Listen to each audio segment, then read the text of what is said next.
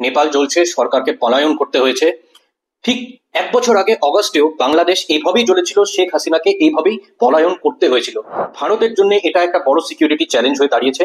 Siliguri corridor and North East and Bengal is in big trouble. পুরো ভিডিওটা দেখবেন, subscribe to Dialogue Bangla if you are watching in YouTube, আর যদি ইনস্টাগ্রামে দেখে থাকেন তাহলে ফলো করবেন পেজকে।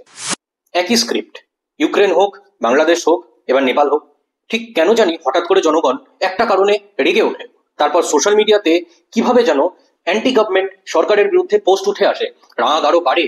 তারপর অটোমেটিক্যালি ওরা একজুট হয়ে অর্গানাইজ হয়ে যায়, আর এতটাই রেগে ওঠে যে ভাঙচুর, মারপিট, রক্তারক্তি, পুলিশের বিরুদ্ধে, সরকারের বিরুদ্ধে আগুন, একদম এমন ভয়াবহ পরিস্থিতি হয়ে যায় যে সরকারকে পলায়ন করতে হয়। তারপরে একটা ওয়েস্টের ফেভার্ড গভর্নমেন্ট ওইখানে প্লেস হয়ে যায়। কেউ একই রাইটার, একই স্ক্রিপ্ট বারবার আলাদা আলাদা দেশে আলাদা আলাদা সময় লিখছে।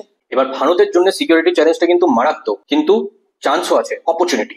কিং জ্ঞানেন্দ্র, রাজা জ্ঞানেন্দ্র, নেপালের হিন্দু রাজা and highly supported by the RSS and the Bharatiya Janata Party is very popular in Nepal, very popular. and নেপালের যে আর্ম ফোর্সেস আছে তাদের তো অনেক দিন থেকে ভারতের আর্ম ফোর্সেসের সাথে দারুণ সম্পর্ক। বাংলাদেশে কিছু করতে পারিনি আমরা, এইবার করতেই হবে, না হলে দুদিক থেকে কিন্তু স্কুইজ হয়ে যাবে। আর শিলিগুড়ি করিডোর আর নর্থ ইস্টে ফোর্স ডিপ্লয়মেন্ট বাড়াতে হবে, আর ওয়েস্টার্ন বর্ডারে পাকিস্তানের উপরে প্রেশার কমতে থাকবে। তো ভারতকে প্রোঅ্যাক্টিভ ভাবে কিং জ্ঞানেন্দ্রকে প্লেস করতে হবে, আর যথাশীঘ্রই ওখানে অর্ডার নিয়ে এসে ইলেকশন করাতে হবে।